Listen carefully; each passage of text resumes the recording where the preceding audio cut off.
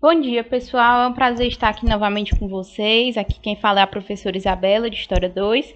E nós vamos dar continuidade à nossa aula 10, falando agora do período napoleônico, também conhecido como Era Napoleônica, que vai suceder os eventos que aconteceram ali na Revolução Francesa. Então, nós vimos a Revolução Francesa, falamos sobre os diferentes grupos e diferentes interesses que compuseram toda aquela movimentação. Vimos que existia uma divisão entre períodos dentro da Revolução Francesa. A gente pode fazer alguns recortes temporais, onde certos grupos vão estar à frente da movimentação, e isso foi se alternando. E nós vimos que terminamos com o golpe militar de Napoleão, certo? Que foi por conta de todo o seu sucesso, de toda a sua jornada dentro do exército francês, foi visto como uma nova alternativa que atenderia aos interesses de diferentes classes sociais. Agora vamos falar um pouco mais sobre ele, tá certo? Então, dentro do exército francês, vimos o surgimento de Napoleão Bonaparte como uma alternativa para a neutralização de todas as forças. Então, o exército francês ele vai se tornar aquela alternativa capaz tanto de consolidar supostas conquistas revolucionárias, como também de evitar uma radicalização excessiva, como nós vimos que aconteceu dentro do governo que foi comandado pelos jacobinos, onde existe uma maior radicalização dessa movimentação. Napoleão Bonaparte, dentro desse período, foi visto como um revolucionário, um estrategista, verdadeiramente como um mito. Então, a figura de Napoleão foi toda construída e moldada como este ser, essa entidade que seria capaz de trazer as efetivas melhorias para a França, de conseguir equilibrar essas necessidades de todos esses franceses. Então, a gente vai ver que ele seria uma alternativa meio que como uma representação de todos os membros do terceiro estado. Sabemos que dentro do terceiro estado tínhamos a alta burguesia, que já era mais rica, manufatureira, bancários, entre outros grupos. Tínhamos a pequena burguesia, menos enriquecida, e tínhamos também as classes populares, que eram realmente o povo, as grandes massas. Então, existiam todas essas urgências e essas necessidades diferenciadas que faziam parte dos membros do terceiro estado. E Napoleão Bonaparte ele vai aparecer como uma figura que supostamente atenderia às necessidades de todos esses grupos. Então, com o golpe do 18 de Brumário, em 1799, nós teríamos um ponto de partida. Esse golpe teria sido orquestrado pela burguesia, conciliando suas necessidades com a ascensão de Napoleão, e ela teria contado com o apoio do exército, da burguesia e de alguns políticos desse período. Então, o que vai acontecer é que vai se iniciar um período chamado de consulado. Nesse período chamado de consulado, Napoleão vai ocupar a posição de primeiro cônsul. Na realidade, a gente vai ver que vai ser muito menos uma figura democrática, muito menos uma figura que conseguia conciliar essas diferentes necessidades, mas sim o surgimento de uma série de práticas um tanto quanto ditatoriais, que iam evoluir e se tornar mais ditatoriais com o passar do tempo. Então vamos ver que vai ser instaurada uma nova Constituição essa que oferecia um sufrágio universal. Entretanto, o poder continuava centrado nas mãos de um seleto grupo, principalmente dentro da classe burguesa, que fez parte da ascensão de Napoleão e da orquestração deste consulado.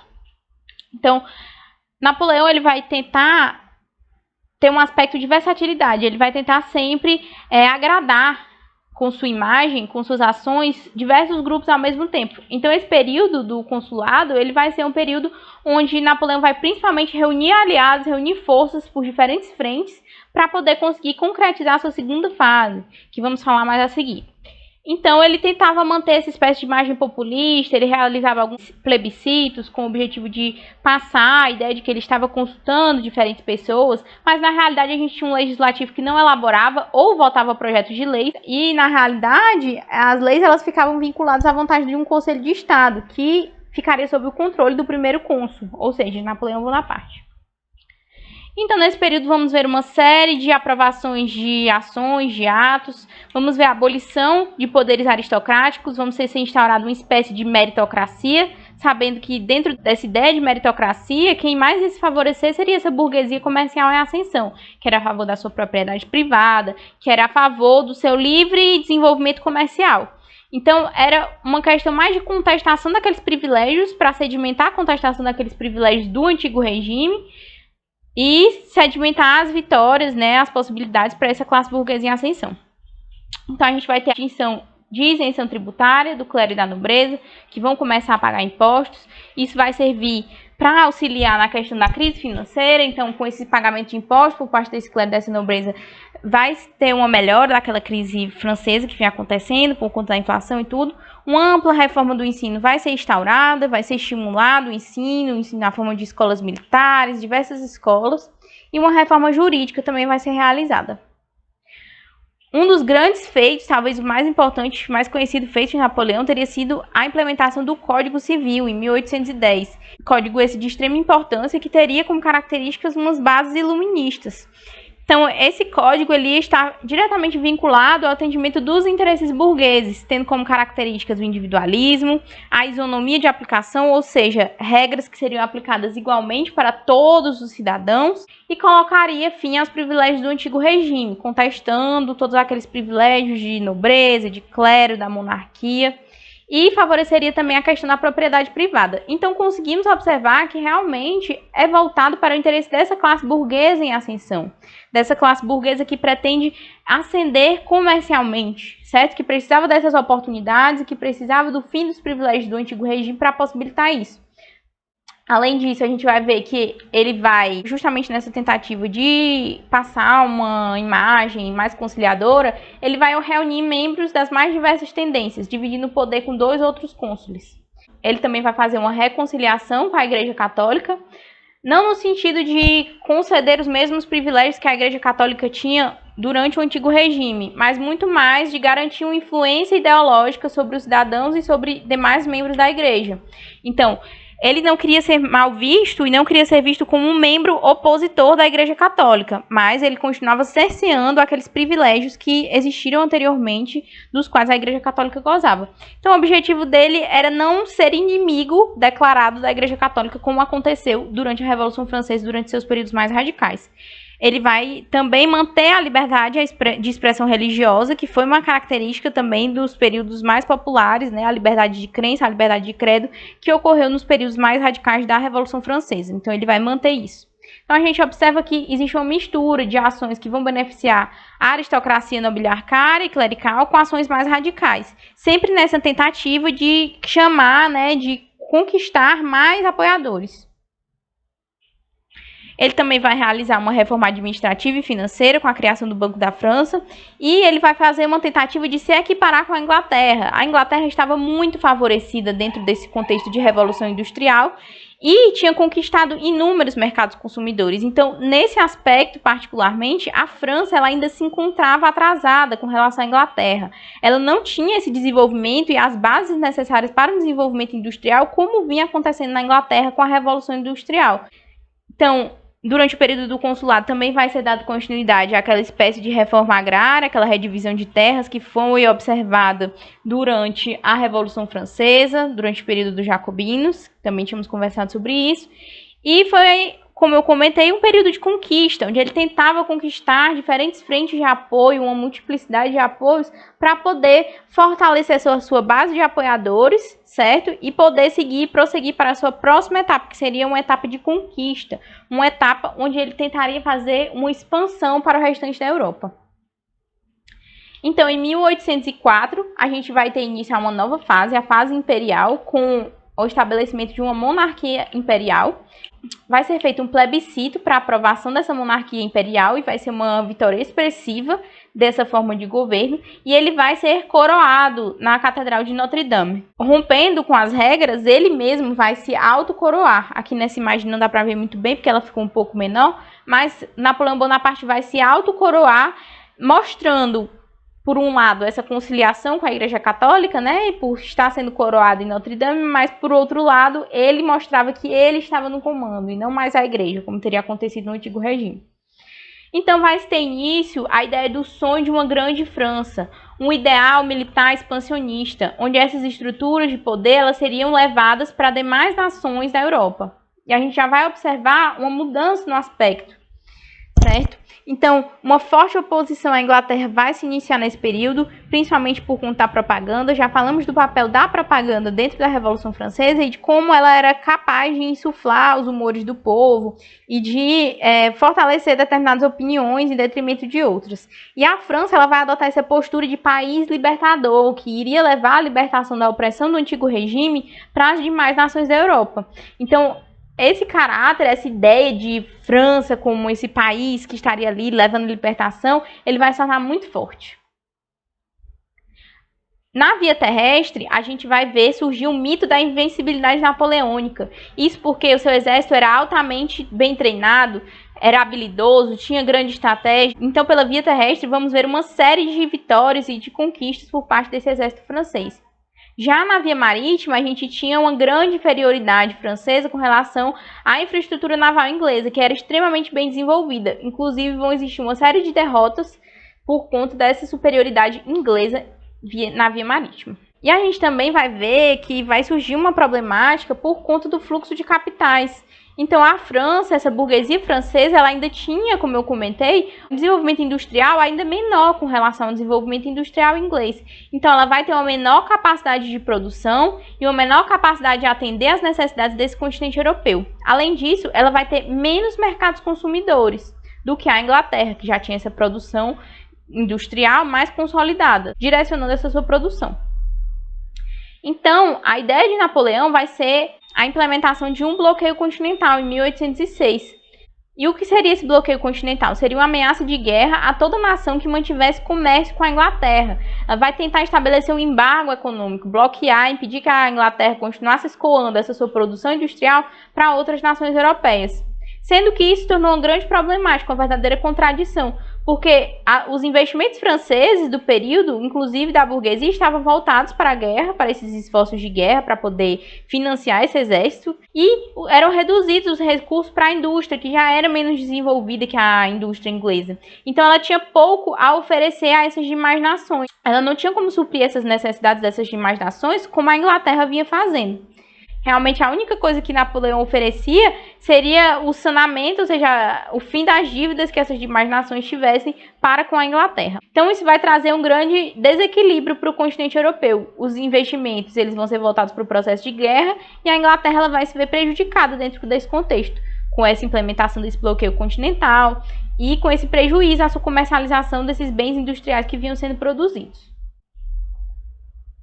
Então, aqui a gente tem uma imagem que mostra pra gente esse bloqueio continental, a linha desse bloqueio continental que teria teoricamente sido estabelecido.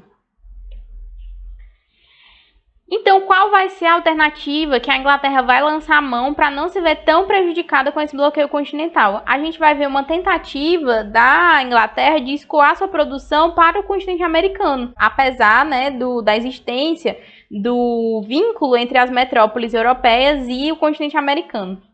Então, as invasões francesas de Portugal e de Espanha, elas vão ter grandes repercussões a nível de continente americano, justamente por conta das colônias de Portugal e Espanha. Então, as antigas relações diplomáticas da Inglaterra com Portugal, por exemplo, vão levar à abertura dos portos brasileiros. E a Inglaterra vai começar a escoar parte dessa produção também para o Brasil. Vai ser fechado o Tratado de Methuen, o Tratado dos Panos e Vinhos. E com relação às colônias espanholas, a gente vai ver o contrabando dos colonos espanhóis, que vão começar a comercializar também com essa Inglaterra, levando à ruptura do pacto colonial. Então, esses colonos espanhóis não vão ser mais obrigados a comercializar exclusivamente com a Espanha, como vem acontecendo. E isso vai permitir posteriormente, que é o tema da nossa próxima aula, a independência dessas colônias espanholas. Então, o Brasil vai se tornar Reino Unido de Portugal e Algarve, com a vinda da família real para o Brasil e todo aquele processo decorrente da invasão napoleônica a Portugal. E as colônias espanholas, a gente vai ver que a Espanha ela vai ser incapaz de acabar com as insurreições liberais nas suas colônias. Então, enquanto as insurreições estavam acontecendo em território americano, a gente vai ver que a Espanha vai estar sendo invadida lá na Europa e ela não vai conseguir enviar tropas, não vai conseguir enviar tantos recursos para impedir essas revoltas. Então, durante essa fase imperial vão acontecer muitas vitórias, principalmente na via terrestre, como nós comentamos, que é onde Napoleão Bonaparte tinha sim, uma superioridade técnica e militar, mas vamos ter um grande fracasso nas incursões marítimas, com destaque para a Batalha de Trafalgar em 1805, que foi uma grande derrota. Então, a gente vai ver que vai ser modificado fortemente esse mapa europeu. Grandes alterações políticas e fragmentações territoriais por conta dessas invasões vão acabar acontecendo. Então, isso vai acabar repercutindo sobre Itália, Espanha, Portugal e Sacro Império Romano Germânico. Então, toda essa modificação a nível continental, como vinha acontecendo na Europa, ela vai ser importantíssima para os demais eventos que vão vir a seguir. Então, aquela ideia inicial, né, de promessa de liberdade, de igualdade, fraternidade, que trazia a simpatia da burguesia dessas outras nações europeias, que fazia com que eles imaginassem uma possibilidade de desenvolvimento comercial, na realidade começou a se mostrar muito mais como uma opressão tributária por conta dos enormes impostos que Napoleão Bonaparte acabava colocando sobre essas novas nações conquistadas, saques e pilhagens que eram usados para manter o exército, né, ao invadir esses novos territórios, confisco de bens das coroas, bem como alterações dos calendários. A gente viu que existe uma grande substituição dos feriados cristãos, das homenagens a essa igreja católica, por outros eventos de teor mais nacionalista, com um caráter mais nacionalista realmente.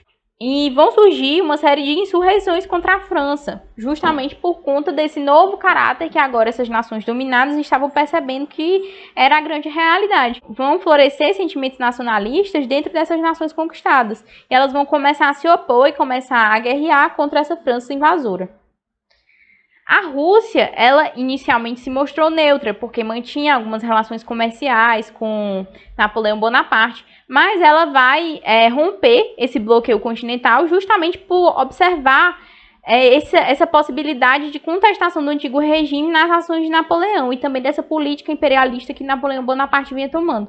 E eles viram que Napoleão Bonaparte estava lá contestando com características por vezes mais liberais, que favoreciam essa classe burguesa, e isso trazia prejuízo a essas nações que ainda viviam dentro desse modelo de antigo regime. Então a França vai declarar guerra, ela vai enviar 600 mil homens para território russo, sendo que, ao chegar lá, eles vão ter que combater o pior dos inimigos, o chamado General Inverno. Um inverno realmente devastador, levando à morte de inúmeras pessoas que morriam congeladas, tinham seus membros congelados, né, nas extremidades, mãos, dedos, pés, eles acabavam necrosando, caindo. E os soldados não estavam preparados para esse clima, né? Eles não estavam preparados para essa luta na neve. E também a Rússia se utilizou da política de terra arrasada, que era ir deixando para trás cidades devastadas, queimando mantimentos, queimando plantações, destruindo locais onde eles pudessem se abrigar, com o propósito de dificultar essa chegada até onde esses russos estavam se abrigando. E eles se utilizaram muito dessa estratégia de guerra de guerrilha, conseguindo levar a baixas de quase 500 mil homens. Então a França ela vai começar a perder o apoio interno também, porque ela levou muitos homens para a morte e ela viu que essa crise não estava sendo resolvida e vai trazer todo esse sentimento de insatisfação com esses franceses morrendo, lutando batalhas em outros lugares do continente europeu. A burguesia ela também vai começar a questionar, certo? Porque ela vai ser a grande responsável por financiar a grande parte dessas campanhas militares, esperando que houvesse uma ruína da Inglaterra, que era a sua principal inimiga, né? Que era a principal figura que disputava dentro desse cenário de desenvolvimento burguês. Mas isso não vai ser atendido. E como eu comentei, a gente vai ter essa questão desse sentimento interno francês, com a morte desses inúmeros soldados franceses que eram enviados para diversos lugares da Europa para lutar essa guerra, enfim, guerras infrutíferas. Então a gente vai ver que vai existir também uma reação internacional, vai ser formada uma coligação entre Inglaterra, Áustria, Prússia, Rússia e Suécia, e essas nações elas vão se unir, formando uma densa campanha militar, tá, para poder combater essa ação napoleônica em território europeu. E é aí que o jogo vai começar a virar. E os franceses eles também vão ter outras derrotas, principalmente ali na Península Ibérica, região de Portugal e Espanha.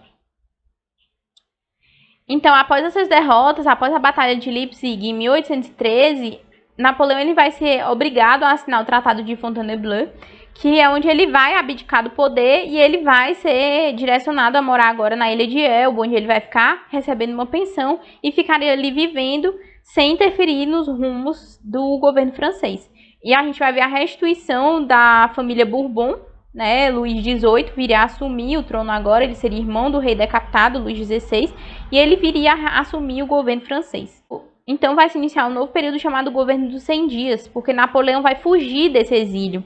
Ele ouvia rumores dessa insatisfação do povo francês, principalmente dos parisienses, perante esse novo governo, E ele vai tentar retomar esse governo. Só que o que vai acontecer é que vai existir uma grande dificuldade de organização desse exército, não vai conseguir se mobilizar inteiramente, e uma nova crise econômica também vai estar em vigor, dificultando esse sucesso dessa nova tentativa de tomada de poder de Napoleão. Então, sua derrota definitiva vai acontecer na famosa Batalha de Waterloo, em 1815, na Bélgica, e ele vai ser combatido, né, por uma nova coligação que vai novamente se unir para combater essas suas forças. E dessa vez ele vai ser exilado na ilha de Santa Helena, onde ele vai abdicar definitivamente do poder e lá vai viver até o dia de sua morte. Então, a gente vai observar agora uma onda conservadora tomando posse, né, participando agora. E ela vai acontecer na figura do Congresso de Viena, que vai ser um congresso onde vão se reunir os membros que derrotaram a França, né, aquela coligação de nações que tinham se formado para combater esses franceses, com o objetivo de definir os rumos da Europa pós-guerra. Prestem muita atenção nesse Congresso de Viena, porque ele é um tema recorrente em provas. Então a gente vai ter esse pretexto do restabelecimento de uma paz duradoura, e Áustria, Prússia, Rússia e Inglaterra vão ser os principais a encabeçar essa movimentação. Eles tinham interesses ideológicos, territoriais, econômicos e políticos. Então, na realidade, por vezes, eles tinham um interesse muito de restabelecer aqueles privilégios do antigo regime que vinham sendo contestados desde a Revolução Francesa. Então, justamente essa reação ultraconservadora de barrar esse avanço iluminista em continente europeu. Agora vocês podem me perguntar, e a Inglaterra, gente? A Inglaterra ela não tinha aquele caráter todo burguês, tinha tido a Revolução Gloriosa, por que diabos ela está metida dentro desse restabelecimento de um antigo regime? Na realidade, a Inglaterra, ela passava longe agora, né, dessas características de antigo regime por conta da sedimentação dessa sua classe burguesa, desse seu processo de revolução industrial, principalmente após a Revolução Gloriosa. Mas a gente tinha uma necessidade inglesa de dar fim a essa competição que tinha surgido com esse fortalecimento da França nesse contexto de industrialização, de desenvolvimento de classe burguesa. Então, a Inglaterra ela tinha todo o interesse do mundo em manter esse seu monopólio como principal nação industrializada, como principal nação que tinha essa classe burguesa bem desenvolvida. Então, é por isso que ela participou, né, para frear esse avanço francês. Então, quais eram os princípios que se tornaram fortes dentro desse Congresso de Viena? A gente tinha o princípio da legitimidade, que seria a devolução dos antigos territórios invadidos aos seus antigos proprietários, apesar da gente ter uma certa modificação do mapa original da Europa, não voltou exatamente como era. E a gente vai ter também o princípio da restauração, que era a devolução dos antigos monarcas aos tronos europeus, restituindo ao poder esse antigo regime, né? E a França, ela vai ser ocupada militarmente por forças estrangeiras, ela seria obrigada a pagar uma forte indenização e ela vai entrar em grave crise econômica por conta dessas medidas que vão ser tomadas após esse Congresso de Viena. Então aqui a gente vê como que ficaria esse mapa, né, após esse Congresso de Viena, quais que teriam sido as modificações. E vamos ter também o princípio da intervenção, que seria a formação da chamada Santa Aliança, a famosa Santa Aliança, que seria uma espécie de órgão militar, formado principalmente por Áustria, Prússia, Rússia e Inglaterra, que teria como principal objetivo combater os movimentos liberais e iluministas que estariam ali surgindo em território europeu e também vai se estender às Américas. Então também vai atingir, interferir no que estava acontecendo dentro das Américas. E é aí que a gente vai ver surgir a famosa doutrina Monroe, em resposta a essa política da Santa Aliança de combater esses movimentos liberais, que seria aquele famoso termo América para os americanos. Então essa doutrina Monroe, ela vai ser uma forte oposição contra qualquer tipo de intervenção europeia no continente americano, sob uma pena de uma forte reação militar. Então eles disseram, vocês não cheguem aqui não que a gente vai reagir se vocês quiserem tentar restabelecer qualquer vínculo de dependência. E é nesse momento que a gente vai ver o rompimento da Inglaterra com o Congresso de Viena, porque a Inglaterra, que estava com seu processo de desenvolvimento industrial de vento em polpa, ela precisava dos mercados consumidores que viriam a surgir com os processos de independência no continente americano. Então, vai existir esse choque de interesses e ela vai romper com o Congresso, se opondo a essa iniciativa conservadora. E o que é que vai acontecer em território francês nesse período? Vai ser formada uma monarquia constitucional com Luís XVIII no poder, ele vai concentrar poder e a gente vai ter uma constituição que vai ser outorgada, ou seja, uma constituição que vai ser imposta. Essa constituição, essa legislação, ela já vai ter um caráter mais misto e ela vai implementar o sufrágio censitário, ou seja, restrito a determinadas classes sociais. E as repercussões dessa era napoleônica a nível internacional foram os Congressos de Viena e o surgimento de um forte sentimento de nacionalismo e de democracia. Isso porque essa reação, né, esse sentimento de nacionalismo que tinha sido despertado, esse sentimento de união que tinha sido despertado nessas nações europeias justamente para combater Napoleão com suas invasões, ele vai acabar unindo esses povos, essas nações, certo? E vai surgir uma demanda, um apelo democrático em diversos grupos políticos nessas nações que tinham participado desse congresso. E a gente vai ver uma espécie de primavera que só vai eclodir lá na primeira metade do século XIX, se contrapondo a esse passado arcaico e mais opressor, tá certo? Então pode-se dizer que essa Revolução Francesa ela não teria acabado por completo, ela não teria morrido por completo. A Revolução Francesa ela teve repercussões durante todo o restante da história, certo? Essa movimentação, essa união em prol desses ideais, por mais diversos que fossem os interesses dos seus participantes, eles vão acabar tendo grandes repercussões ao longo do tempo. Então era isso, pessoal. Essa nossa aula foi um pouco mais curta e espero que tenha sanado todas as dúvidas de vocês. Qualquer dúvida me encontro à disposição, tá certo?